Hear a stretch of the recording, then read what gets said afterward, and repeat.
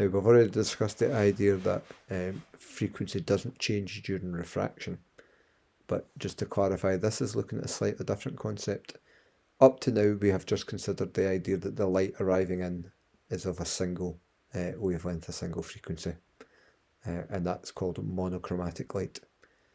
But quite often we'll come across situations where, for instance, white light is used, or there's more than one colour present in the light. And what we find in that case is that the refractive index has slightly different values depending on the frequency of the light in the first place. So for instance, the refractive index might be 1.58 for red and 1.59 for blue. Now, it's a very small difference, but that can lead to important differences in what happens to the ray of light.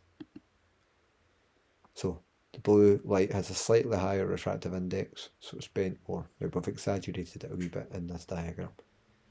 That you'll see in a second, the difference in the angles was very, very small.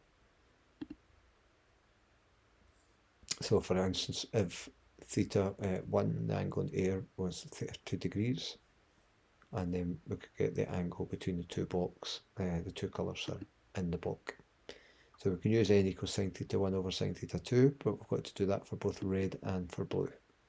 So labelling things clearly.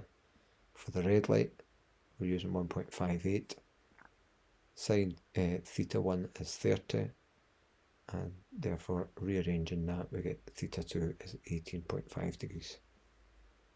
Doing likewise for the blue light, so keep it a nice separate, clearly labelled calculation, we get 18.3 degrees.